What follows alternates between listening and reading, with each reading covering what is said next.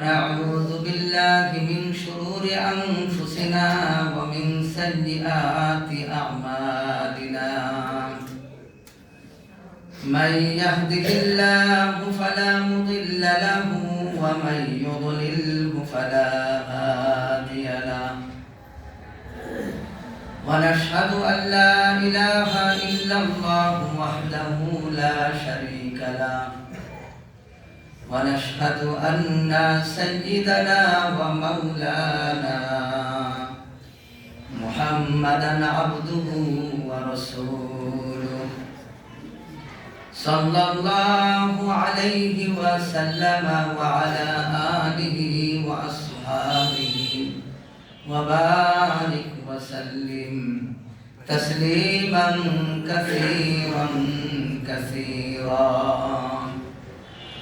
أما بعد فأعوذ بالله من الشيطان الرجيم. أعوذ بالله من الشيطان الرجيم. بسم الله الرحمن الرحيم. هل أتى على الإنسان حين من الدهر لم يكن شيئا مذكورا إنا خلقنا الإنسان من نطفة أمشاج نبتليه فجعلناه سميعا بصيرا إنا هديناه السبيل إما شاكرا وإما كفورا إنا أعتدنا للكافرين سلاسل وأغلالا وسعيرا. صدق الله العظيم. وقال النبي صلى الله عليه وسلم لا طاعة لمخلوق في معصية الخالق أو كما قال النبي صلى الله عليه وسلم.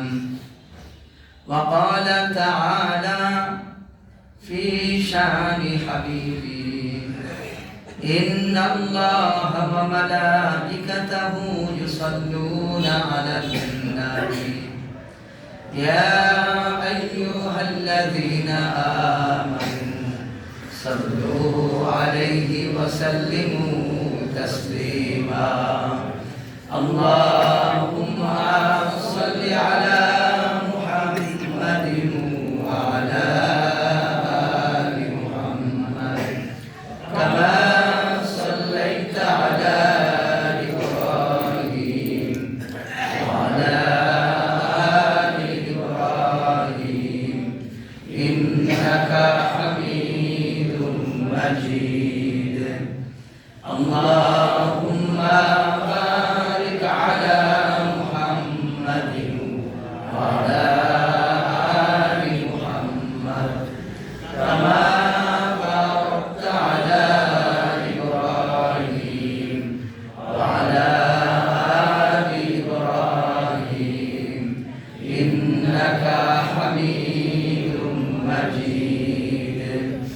بلغ العلا بكماله كشف الدجى بجماله حسنت جميع خصاله صلوا عليه وآله.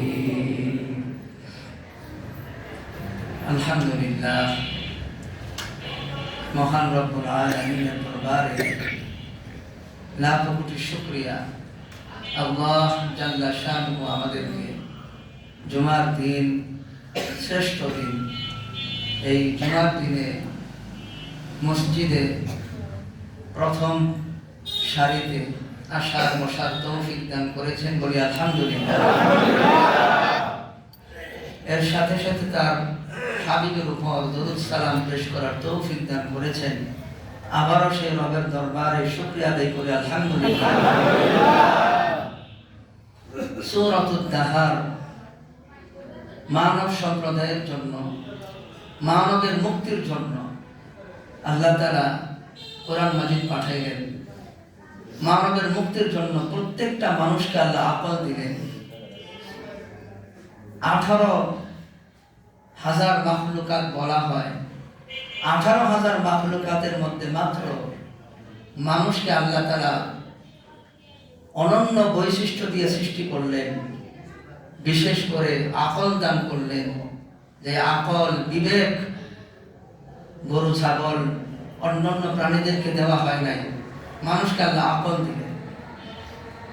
এরপরে আবার মানুষকে কোরআন দিলেন, রসুল দিলেন। যার প্রয়োজন ছিল না মায়া করে রসুল দিলেন, আরো মায়া করে আল্লাহ কোরআন দিলেন। সেই মানুষ কোরআন পাওয়ার পরে রহমাতান লিল আলামিন নামক একজন নবী পেয়ে সেই মানুষ কিভাবে জাহান্নামে যাবে?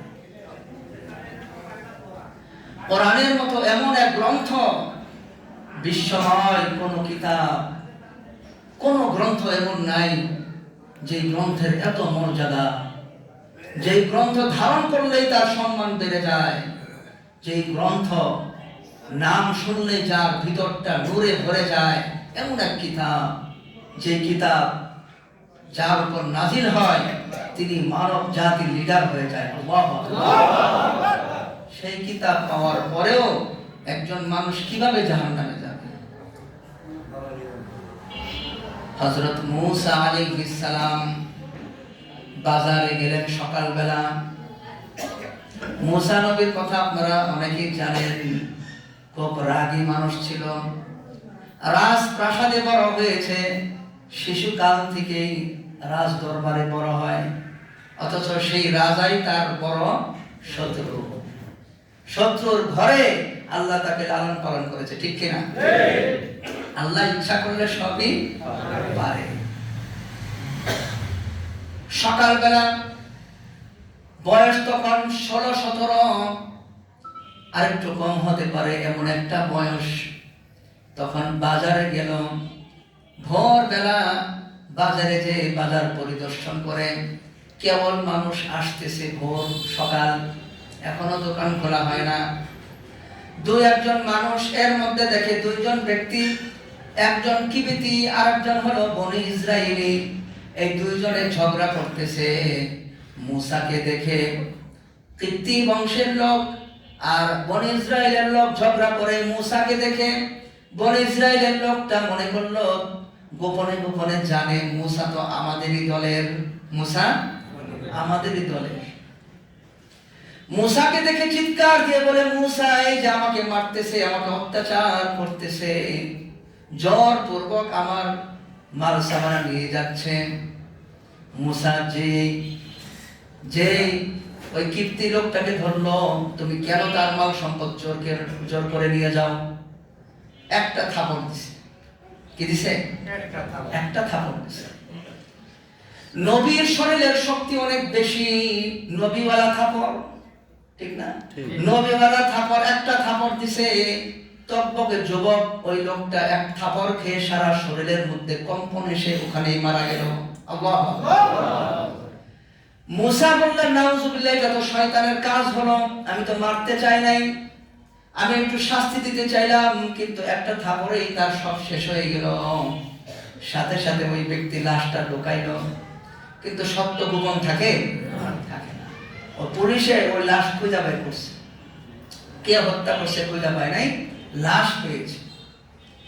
পরের দিন আবার মূসা আলাইহিস সালাম আবার সকাল সকাল বাজারে যায়।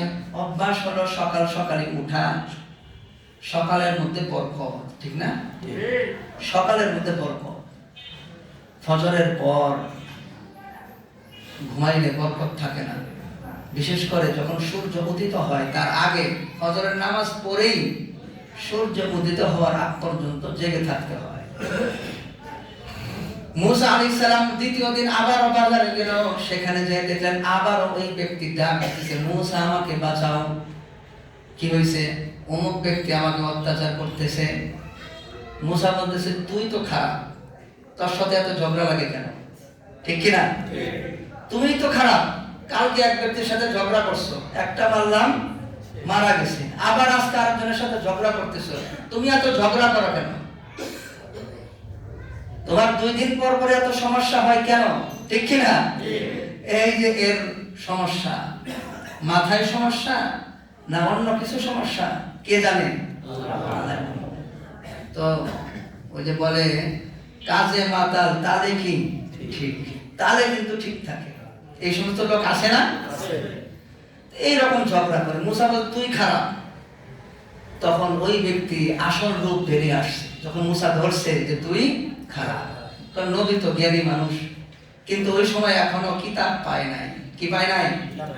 কিতাব পায় নাই। উনি যে নবী সে নিজেও কি জানে না। আবার মুসা নবীর রাগ উঠলো, ওই ব্যক্তিকে ধরলো। সাথে সাথে ওই ব্যক্তি চিৎকার করে বলতে লাগলো, গতকালকে তুমি একজনকে হত্যা করেছিলা, আজকে তুমি আমাকেও হত্যা করতে চাও। দেখছেন আসল রূপটা? মুসা সাথে সাথে দেখলো এক ব্যক্তি দৌড়ে আসতেছে।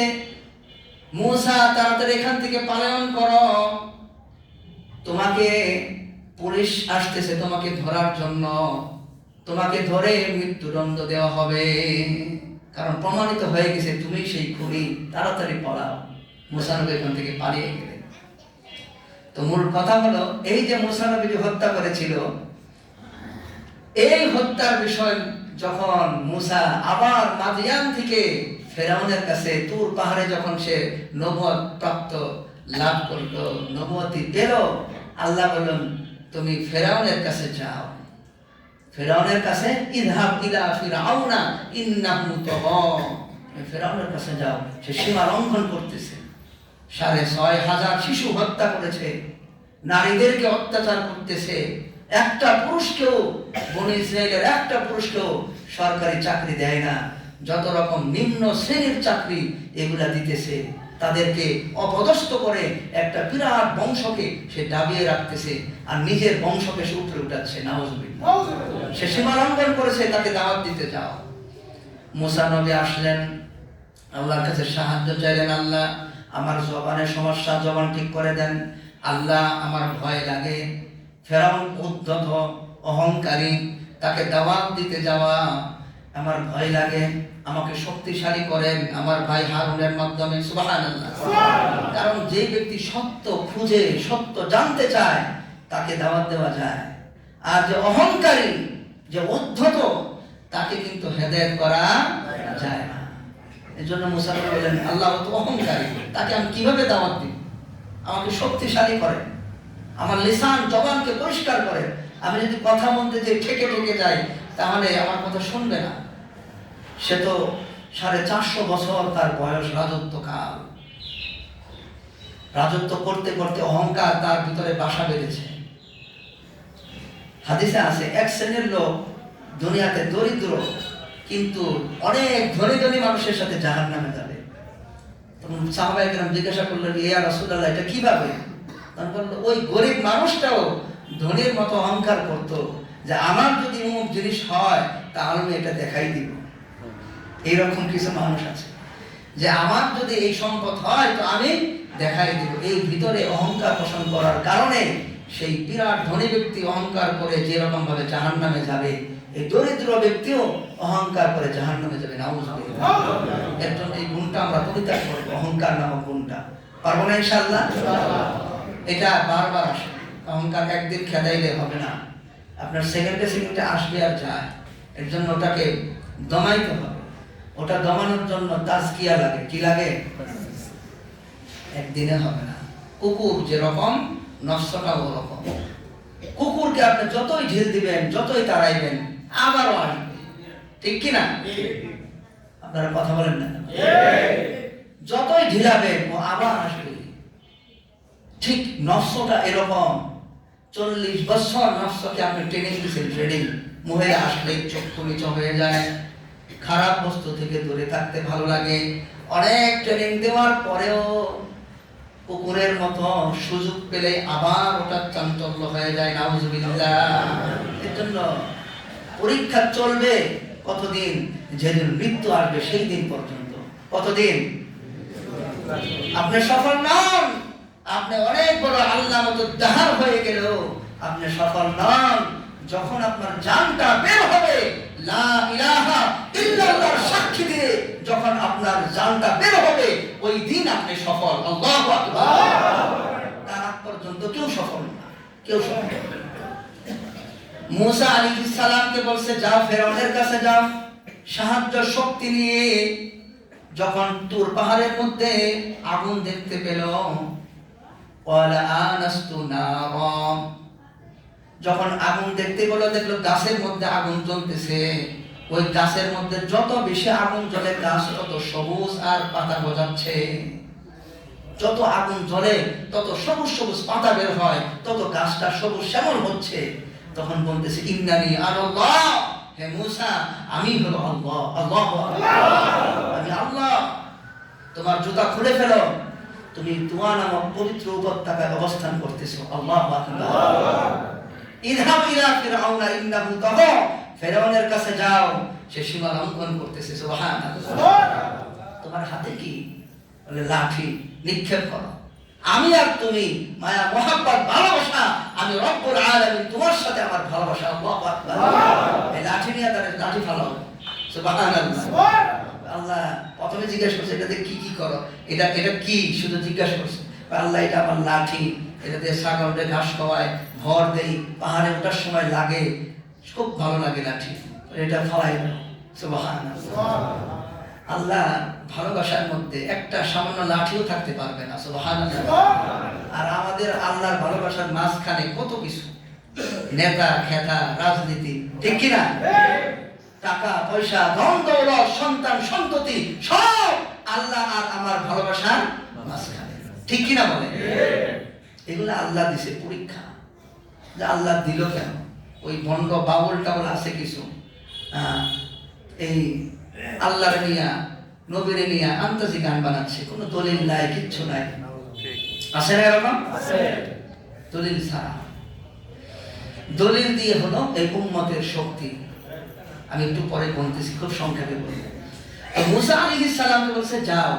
তো যাওয়ার আগে মুসাকে কয়েকটা নিদর্শন দিয়েছে, কারণ ফেরাউন তো অহংকারী, তাকে ঠিক করার জন্য যত রকম নিদর্শন লাগে সব মুসাকে দান করা হয়েছে। সুবহানাল্লাহ। যখন লাঠিটা নিক্ষেপ করতে বলছে, বিরাট সাপ হয়ে ছোটাছুটি করতেছে, মুসা আলাইহিস সালাম এই সাপটা দেখে একটা দৌড় দিছে, পিছন দিকে ফিরেও তাকায় নাই। সুবহানাল্লাহ। আল্লাহ বলছে তুমি পিছনে তাকাইতেছো না, আমি তোমার ভালোবাসার পাত্র, তুমি দৌড় দিছো, আল্লাহকে থেকে তুমি দৌড় দিতেছো, ফিরে আসো। আল্লাহ দয়াময় ক্ষমাকারী, ফিরে আসো। মুসা আলাইহিস সালাম ফিরে আসছে।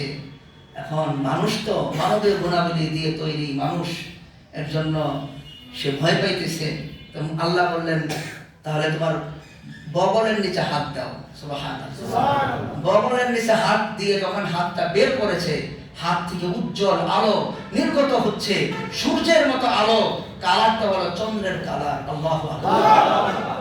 তখন প্রথম নিদর্শন দেখে ভয় পাইছে, এখন এটা নিজের শরীরের ভিতর থেকে, এখন পালাবে কোথায়? তখন তো দৌড় দিছে, এখন কি করবে?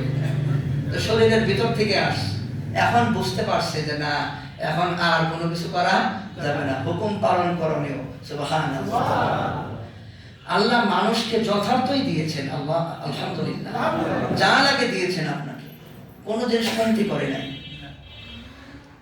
তো এবার মুসাকে বলছে যাও ফেরাউনের কাছে। মুসা এগুলা চায়া নিছে। আল্লাহ বলেন তুমি যা চেয়েছো সব দেওয়া হলো, যাও ফেরাউনের কাছে যাও। ওখান থেকে তার ভাইকে ওখানে গেলেন, ভাইকে নিয়ে ফেরাউনের কাছে গেলেন। ফেরাউন বলল যে তুমি সেই মুসা না? তুমি তো একজন খুনের আসামি। ওই যে তুমি তো খুনের আসামি, তুমি আমাকে দাওয়াত দিতেছ, তুমি তো খুনের আসামি। তখন মুসা আলাইহিস সালাম বললেন ওই সময় আমার কাছে কিতাব ছিল না, আমি পথ হারা ছিলাম, আমি পথ চিনতাম না, এখন আমি পথ চিনেছি। ওই সময় আমি বাজারে গিয়েছিলাম, অপরাধী দেখেছি, আমি একটু থাপড় দিয়েছি, শাস্তি দিয়েছি, ও মারা গিয়েছে, আমার ইচ্ছা ছিল না। আমার যদি ওই সময় পথ চিনা থাকতো, কিতাব যদি আমার কাছে থাকতো, আল্লাহর ওই দিদার যদি আমার কাছে থাকতো, কখনো আমি ওই ব্যক্তিকে হত্যা করতাম না। সুবহানাল্লাহ। তুমি আমাকে এই কথা বলতেছো আমি হত্যাকারী? তুমি তো একটা জাতিকে গোলাম বানিয়ে রেখেছো, কাউকে তুমি সরকারি চাকরি দাও না, শুধু নিজের বংশের লোকদেরকে সরকারি চাকরি দিতেছ। তুমি তো 6,500 শিশু প্রত্যেক 1 বছর পর পর হত্যা করতেছ। তুমি কাকে ন্যায় নীতি শিক্ষা দাও? কথা বলেন ঠিক কিনা? কিছু কিছু লোক এই ঠিক এইরকম ফেরাউনের মতো নবীকে শিক্ষা দেয়। নবী কি কোনটা ন্যায় কোনটা অন্যায় নবী জানে না। আলেমরা এই জিনিস বুঝে না। আলেম শব্দের অর্থ কি বলেন নাকি? জ্ঞানী। ইন্নামা ইয়াখশাল্লাহা মিন ইবাদিহিল উলামা। আল্লাহ আলেমদের পক্ষে কথা বলেন আর সে আলেমদের বিরুদ্ধে। কে আলেমদের পক্ষে কথা বলে? আল্লাহ নিজে আলেমদের পক্ষে কথা বলে। আল্লাহ বলে ইন্নামা ইয়াখশাল্লাহা মিন ইবাদিহিল উলামা। আমার বান্দাদের মধ্যে আমাকে সবচেয়ে বেশি ভয় করে আলেমগণ। আল্লাহু আকবার। আলেমরা বুঝে না। আলেম মানে জ্ঞানীরা। জ্ঞানীরা যদি না বুঝে অজ্ঞানীরা বুঝবে, মূর্খরা বুঝবে। আলেমরা বুঝে না। আলেমরা যদি নাই বুঝে তো কি মূর্খরা বুঝবে নাকি? কি প্রশ্ন। আল্লাহ নবী বলেছেন যে আমার ওয়ারিস হলো আলেমগণ। নবীর প্রত্যেকটা সুন্নাত, কোরআনের প্রত্যেকটা হুকুম এখনো সেই 1400 বছর আগে যতটুকু শক্তি নিয়ে ওই উম্মতের উপর প্রভাব ছিল, এখনো ততটুকু শক্তি নিয়ে প্রত্যেকটা ফরজ ওয়াজিব সুন্নাত ততটুকু শক্তি নিয়ে প্রভাব ফেলে। কথা বলেন ঠিক কিনা? কেন? নবী তো এখন দুনিয়াতে নাই, কিন্তু নবীর প্রতিনিধিরা নবীর সেই কাজকে কিয়ামত পর্যন্ত বাকি রাখবে। কথা বলেন ঠিক কিনা? নবীজি দোয়া করছে, আল্লাহ আমার ভাইদেরকে রহমত করেন। সাহাবায়ে কেরাম বললেন, ইয়া রাসূলুল্লাহ আমরা আপনার ভাই না? বললেন না, তোমরা তো আমার সাথী, তোমরা আমার সাথী। আমার ভাই বোন আসবে ভবিষ্যতে যারা আমাকে দেখে নাই, কিন্তু আমাকে দেখার জন্য যদি বলা হয় নবীকে একটা দিন একটা মুহূর্ত দেখতে বাবা, তোমার ধন সম্পদ সবকিছু বিক্রি করে দাও, সব কিছু ত্যাগ করো, তাহলেও আমার সেই ভাইয়েরা সেই সব কিছু ত্যাগ করে হলেও একটা বার আমাকে দেখার জন্য উদ্যত হবে। ওই আনেওয়ালা উম্মত তারা হলো আমার ভাই। সুবহানাল্লাহ। আল্লাহ নবীজি দোয়া করেছেন। তো মুসা নবী বলতেছেন আমি তো পথ চিনতাম না, এখন আমার কাছে কিতাব আছে, এখন আমি ওইভাবে বিচার করবো না। সুবহানাল্লাহ। মুসা নবীর উম্মতেরা মুসা নবীকে বলেছিল, আপনি কেমন নবী, আপনার কোনো কিতাব নাই? আপনার কোনো কিতাব নাই, কেমন নবী? বলে যে কিতাব আনলে তো কিতাবে যা আছে সব মানতে হবে, সুতরাং কিতাব দরকার নাই, আমার কথা শোনো আর তোমরা জান্নাতে চলে যাবা। তোমরা এই পৃথিবীর মধ্যে যত উম্মত আছে সবচেয়ে সহজে জান্নাতে যারা যাবে, তোমরা সবচেয়ে সহজে জান্নাতে যেতে পারবা। কিতাব দিলেই কিন্তু কিতাব মানতে হবে, ঠিক কিনা? এরা বলে যে না না, এরা আপনার নবীর একটা ওয়েট আছে না, আপনার কিতাব নাই, আপনাকে দেখলে ভালো লাগে না, একটা কিতাব আনেন, আমরা মানবো। মানবা তো? আচ্ছা মানবো, ঠিক আছে। আমি 1 মাস তুর পাহাড়ে আল্লাহর কাছে কাঁদতে থাকবো, রোজা রাখবো আর চাইতে থাকবো, আল্লাহ তাআলা দয়া করে আমাকে হয়তো কিতাব দিবে ইনশাআল্লাহ। সুবহানাল্লাহ। কিতাব আনতে গেলেন, ওখানে তুর পাহাড়ে যে যখন কিতাবের জন্য প্রার্থনা করলেন, আল্লাহ বললেন রোজা রাখতে থাকো। সুবহানাল্লাহ। রোজা রাখছে, আল্লাহর ভালো লাগে। আল্লাহর বান্দা যখন জিকির করে, আল্লাহর বান্দা যখন আল্লাহর হুকুমগুলো মানে, আল্লাহর রহমতের দরিয়া তখন জোশ বসে যায়। তখন আল্লাহ তাকায় তাকায় দেখে আর বান্দার দিকে সন্তুষ্টি রহমত নাযিল করতে থাকে। 1 মাস পর মেসওয়াক করলো। আল্লাহ বললেন মেসওয়াক করলা কেন? আল্লাহ মুখে দুর্গন্ধ। আল্লাহ বললেন তোমার মুখের দুর্গন্ধ আমি তোমাকে ভালোবাসি, তোমার দুর্গন্ধ তো আমার কাছে ভালো লাগে।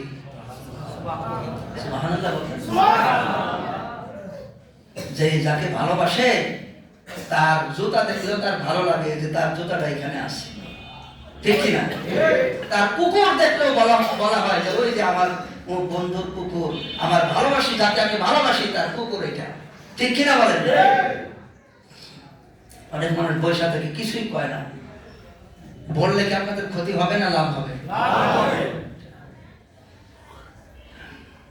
তো মুসা আলাইহিস সালাম 1 মাস রোজা রাখার পর মেসওয়াক করলেন, আল্লাহ রাগ করলেন। মেসওয়াক করলা কেন? আমার তো তোমার ঘ্রাণটা গন্ধটা ভালো লাগে, আমি তোমাকে ভালোবাসি। সুবহানাল্লাহ।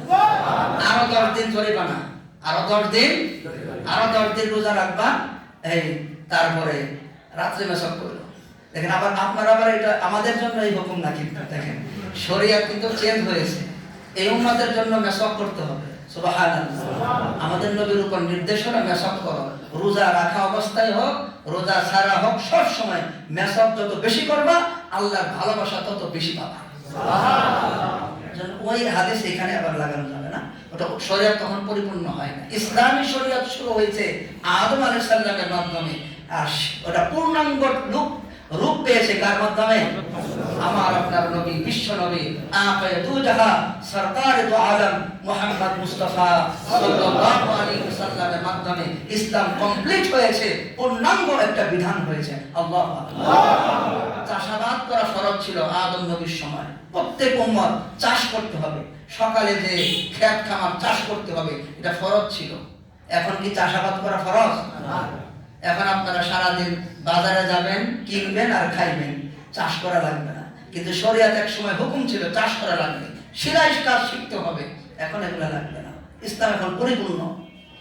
তো যাই হোক, মুসা আলাইহিস সালাম কিতাবের জন্য গেলেন, আরো 10 দিন আল্লাহ তাআলা বাড়াই দিলেন, এখন 10 দিন বেশি হয়েছে। এর মধ্যে আয়েশা থেকে উম্মত একটা বাছুর পূজা করতেছে। কি পূজা করতেছে? বাছুর। সামিরি নামক এক ব্যক্তি, কি নাম? সামিরি। এই ব্যক্তির মাথায় ঢুকছে শয়তানি বুদ্ধি। তিনি ওয়াজ করতেছে, এই মুসার উম্মতেরা শোনো, হালাল হারাম আল্লাহ নির্দেশ করেছেন, হারাম ব্যক্তি জাহান্নামে যাবে না। তোমাদের অনেকের কাছে ফেরাউন সম্প্রদায়কে আল্লাহ এই ডুবায়া মারছে, তোমাদের অনেকের কাছে ফেরাউন সম্প্রদায়ের গহনাগাটি, কানের গহনা, গলার গহনা ইত্যাদি গহনা আছে, স্বর্ণের গয়নাগুলো আছে, এগুলা তো তোমরা ফেরাউন সম্প্রদায়ের কাছে ফেরত দাও নাই। সুতরাং এগুলা যদি তোমরা ফেরত না দাও, তোমাদের হাসর হবে জাহান্নামের। নাউজুবিল্লাহ। ও বোঝাচ্ছে, ও কি বলে চাইতে বেশি বোঝে? এই যে বেশি বুঝতেছে। হারুন আলাইহিস সালাম বলল, সামিরি তুমি কেন এই কথা বলতেছো? মুসা আলাইহিস সালাম আসতেছে, মুসা এসে এগুলার ফয়সালা দিবে, তোমরা এগুলা আপাতত বন্ধ রাখো। কিন্তু সামির নামক ওই ব্যক্তি মানুষকে উল্টা পাল্টা বুঝাইতে সবাই এরকম 70,000 মানুষ সামির পক্ষে চলে গেল। তখন হারুন আলাইহিস সালাম বেশি বাড়াবাড়ি না করে খুব ভালোভাবে বুঝাইতে লাগলেন, স্বাভাবিক নিয়মে বেশি করে বুঝাইতে লাগলেন। 70,000 মানুষ সব স্বর্ণগুলো একত্রিত করলো, সামিরিকে দিয়ে দিল। সামিরি সব স্বর্ণ একত্রিত করে গলায়া একটা স্বর্ণের বাছুর বানাইলো। স্বর্ণের বাছুরের মুখের মধ্যে সামিরি মাটি নিক্ষেপ করলো, আর সাথে সাথে স্বর্ণের বাছুরটা হাম্বা হাম্বা করতে লাগলো। নাউজুবিল্লাহ। হাম্বা, খালি কয় হাম্বা, আর কিছু বলে না, হাম্বা হাম্বা করতে লাগলো। শয়তান কুচক্রীদের কাজ কুচক্র করা, শয়তান তাকে এরকম চক্রান্ত উস্কানি দিচ্ছে। সে বলল, মুসা নবী 1 মাস হয়ে গিয়েছে, এখনো পর্যন্ত আসে না, মুসা পাবে না, আল্লাহকে মুসা পাবে না। মুসা তুর পাহাড়ে আল্লাহকে খুঁজতে গিয়েছে, আল্লাহ ঢুকছে এই বাছুরের ভিতরে। না অপব্যাখ্যা, আল্লাহ বলে বাছুরের ভিতরে ঢুকছে। হাম্বা হাম্বা কয়, মানুষ অশিক্ষিত, ঠিকই তো, হাম্বা হাম্বা কয়, হাম্বা হাম্বা কইতেছে, ঠিকই তো। মূর্তি, পাথরের মূর্তি, ওদের দুধ দেয় খাইতে। এখন ওই দুধ পাথর ভিতরে চুষতেছে, পাথর এরকম পানি চষে না, শুকনা পাথর পানি খাইতেছে রে। কি করে খাইতেছে? এই ভগবান, এটা খাইতেছে। ওটা যদি খায় পানি, ওটা যদি ভিতরে ইট, তো এর চাইতে আরো বেশি পানি খায়। ইট আছে না, আপনি ইটের মধ্যে পানি দিলে আরো বেশি খায়, তাহলে তো আরো বড় ভগবান ওখানে। এতটুকু একটা হাম্বা হাম্বা বললেই তুমি তাকে খোদা হিসেবে মেনে নিলা? কেমন ইমান তোমার? এতটুকু একটা বাতাসে ইমান করে যায়, একটা মূর্খ মানুষের একটা কথায় ইমান উড়ে চলে যায়। সামান্য একটা বিষয় নিয়ে ইমান ছিন্ন ভিন্ন করে, অহংকারকে প্রাধান্য দিয়ে ইমান শেষ করে দেয়। কথা বলেন ঠিক কিনা? সামান্য বিষয় নিয়ে ইমান ধ্বংস করে দেয়। কি বোকা মানুষ, আর আলেমদেরকে বোকা মনে করে। আর ধৈর্য, প্রত্যেকটা মুমিন বান্দার ধৈর্য, তাকে মনে করবে বোকা, আসলে সে বিশ্ব চালাক, কেননা সে ধৈর্যশীল। কথা বলেন ঠিক কিনা? প্রত্যেকটা মানুষ যারা ধৈর্যশীল সেই প্রকৃত বুদ্ধিমান, আর যার ধৈর্য নেয় তার চাইতে বোকা কেউ নেই। এখন ওই মুসা আলাইহিস সালাম আয়েশা দেখলেন মূর্তি পূজা করে, এর হারুনকে ধরছে, তুমি কি করছো? কিতাব নিয়ে আসছিল, 8টা পাতের কিতাব, পাথরের উপর খোদাই করা কিতাব লেখা 8টা পাত, ওটা আসার দিছে মুসা নবী। কাদের জন্য কিতাব আনলাম? কাদের জন্য আনলাম? যারা মূর্তি পূজা করে এদের জন্য। সাথে সাথে ভেঙে গেছে, 3টা ভালো ছিল, সব ভেঙে অদৃশ্য হয়ে আকাশে চলে গেছে, 3টা আছে, ওই 3টাই হলো তাওরাত কিতাব। তো মুসা নবী ধরলেন, সামিরীকে ধরলেন, তুই কেন মানুষকে গোমরা করলি? সামিরী বলে যে আমি আসলে আমার এইরকমই শয়তানে প্রবঞ্চনা দিল আমাকে যে এরকম এরকম কর। কেন যে আমি এরকম করলাম, আমার খুব মজা লাগছে এগুলো করতে। এখন বলে তাহলে তোর ভগবানরা এখন আমি পূর্ব জ্বালাই দিব। না না, তা করেন না, মায়া লাগে। কি লাগে? মুসা নবী পুইরা টুকরা টুকরা করে সমুদ্রে বিক্ষিপ্ত জায়গায় জায়গায় ভাসিয়ে দিলেন। আল্লাহু আকবার। এবং বলল তোর শাস্তি দুনিয়াতে এবং আখিরাতে হবে। সামিরীকে শাস্তি দিছে যে ওকে ছুঁইলেই 1000 লক্ষ ভোল্টেজে সে কারেন্টের শক খায়। আল্লাহু আকবার। শরীর দিয়ে ধোঁয়া বের হয়ে যায়, কারেন্টের শক খায়, আর সে বলে লামিসাস, আমাকে স্পর্শ করো না। শিশু বাচ্চাও যদি তাকে স্পর্শ করে, মহিলাও যদি স্পর্শ করে, এমন জোরে শক খায়, সে কাঁপতে থাকে আর বলে আমাকে স্পর্শ করো না। এই তার শাস্তি ছিল দুনিয়াতে। আল্লাহু আকবার। 70,000 মানুষকে সে গোমরা করলো। আর কিতাব আনলো, এমন একটা কিতাব যে কিতাবকে বলা হচ্ছে উজ্জ্বল প্রদীপ, নূর। সেই কিতাব 3টা পাত আছে, আর বাকিগুলা উড়ে গেছে। এই 3টা পাত মুখস্থ করেছিল এক নবী, হযরত উযাইর আলাইহিস সালাম। কি নাম? উযাইর আলাইহিস সালাম। উযাইর আলাইহিস সালাম যখন এই 3টা পাত মুখস্থ শোনাইল, মুসা আলাইহিস সালামের ইন্তেকালের অনেক বছর পরের ঘটনা, তখন মানুষ বলল এ তো সাধারণ মানুষ না, এ আল্লাহর ছেলে। নাউজুবিল্লাহ। কারণ তাওরাত কিতাব কিভাবে মুখস্থ শোনাইল? এ কি আল্লাহর ছেলে। তাওরাত কিতাব এতটুকু, আর আমার নবী বলেন ও উম্মতেরা, তাওরাত কিতাব, পরিপূর্ণ তাওরাত কিতাবটা আল্লাহ তাআলা সূরা বাকারার মধ্যে ঢুকাই দিয়েছেন। আল্লাহু আকবার। জাবুর, ইনজিল এবং 100 এই কিতাব যে ছিল নবীদের উপর নাযিল হয়েছে, 104টি কিতাব, এর মধ্যে 104-এর মধ্যে একটা হলো কোরআন। সমস্ত কিতাবের সার নির্যাস আল্লাহ কোরআনের মধ্যে দিয়ে দিয়েছেন। আল্লাহু আকবার। তাহলে এই কোরআন যে হেফজ করবে তার মর্যাদা কোথায় যাবে? সুবহানাল্লাহ।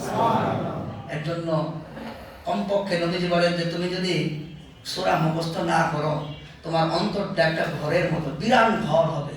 বিরান ঘর থাকলে জিন ওখানে ইত্যাদি বস্তু বাসা বাঁধে, আর যে ঘরে মানুষ বসবাস করে ওখান থেকে ওরা চলে যায়। এর জন্য তুমি বিরান মরুভূমি বানাবে না তোমার অন্তরকে, সূরা মুখস্থ করো, তোমার অন্তরের ঘরটা আলোকিত হয়ে যাবে। আল্লাহ তাআলা এই কোরআন পেয়ে আমাদেরকে জাহান্নামে যাতে আমরা না হই, কোরআন পেয়ে সূরা তাহারের মতো একটা সূরা মানুষকে আল্লাহ বুঝাইতেছে, এই সূরা থেকে যদি আমরা শিক্ষা না নেই, কিভাবে আমাদের জীবন অগ্রসর হবে? জীবনের সময় ফুরিয়ে যাচ্ছে, কিছুদিন পর জীবনের বাতি নিভে যাবে। ঠিক কিনা? বিশ্বাস হয় না? সুস্থ মানুষ, আজকে এমন মানুষ আছে গত জুমায় নামাজ পড়েছে, এই জুমায় এখানে নাই, আছে না? সুস্থ মানুষ, সময় ফুরিয়ে যাবে। আপনি একজন বক্তা ওয়াজ করতেছিল, ওয়াজ করার সময় তার ওনার রূহ শেষ। সেদিন দেখলাম ওয়াজ করতেছে, উনি শেষ। এর জন্য কার কখন টান দিবে আল্লাহ এটা কেউ বলতে পারবো না। এখন থেকে তওবা করি। কি করি? তওবা করি। একজনে বলে যে আমি গুনাহ করি নাই, তওবা করবো কেন? গুনাহ করে করে নাই। নবী তওবা করতেছে বেটা, আল্লাহ নবী ইব্রাহিম নবী তওবা করে। আল্লাহু আকবার। সমস্ত নবীদের মধ্যে 2,24,000 পয়গম্বরের মধ্যে শ্রেষ্ঠ নবী আমাদের নবীর পরেই হলো ইব্রাহিম নবীর মর্যাদা। উনি তওবা করে, আল্লাহ মাফ করে দেন। আর তুমি ফেরেশতা আসছো, আমার কোনো গুনাহ নাই, তওবা করো কেন? নাউজুবিল্লাহ। এর জন্য আমরা সকলেই অপরাধী। কুল্লু আদম খাত্তা, প্রত্যেকটা আদম সন্তান ইবনে আদম তারা অপরাধী, এমনি অপরাধী। ও জন্মগ্রহণ করছে তখন থেকে তার অপরাধ শুরু। কথা বলেন ঠিক কিনা? আল্লাহ রাব্বুল আলামিন মার খেদমত, বাবার খেদমত, কোরআন অর্জন করার তৌফিক দান করুন। আমিন। ওয়া আখিরু দাওয়ানা আলহামদুলিল্লাহি রাব্বিল আলামিন।